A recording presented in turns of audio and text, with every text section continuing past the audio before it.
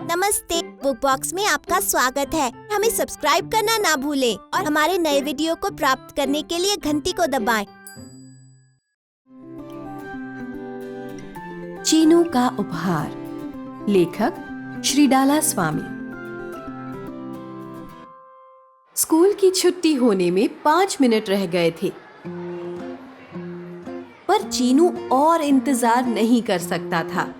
उसने बाहर देखा, वहां कोई नहीं था।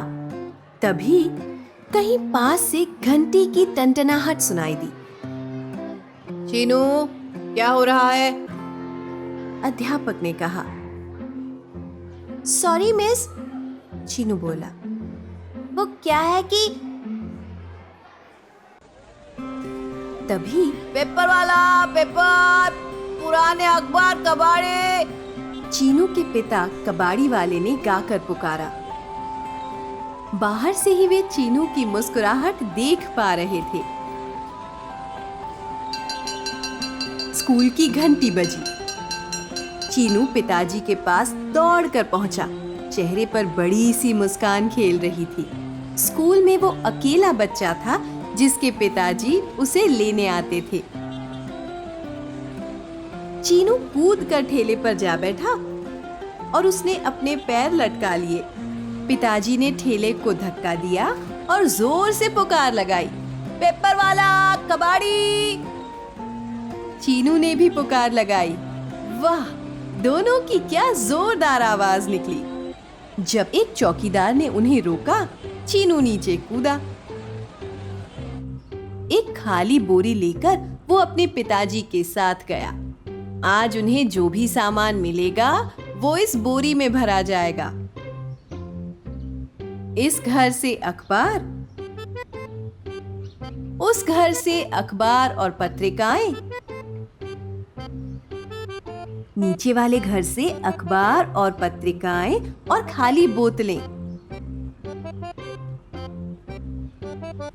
चीनू दौड़कर ठेले से एक और खाली बोरी ले आया। वे लिफ्ट में ऊपर जाने वाले थे। चीनू की आंखें बड़ी बड़ी और गोल हो गईं।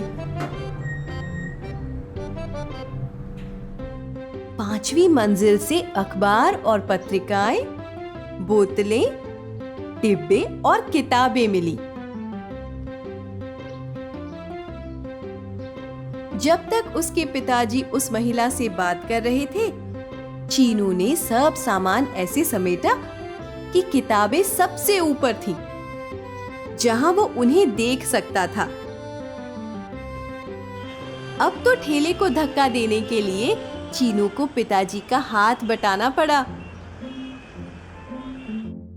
घर पर सब सामान सहेज कर रखने के बाद चीनू के पिताजी ने उसे बुलाया। मेरे पास तुम्हारे लिए कुछ है, वे बोले।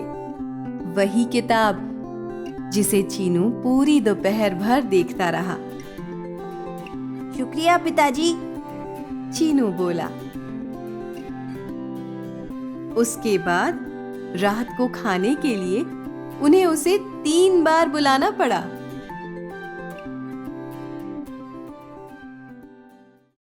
सुनिए जी, वीडियो को पसंद करना और बांटना ना भूलें। कृपया नीचे अपनी टिप्पणियां भी छोड़ दें।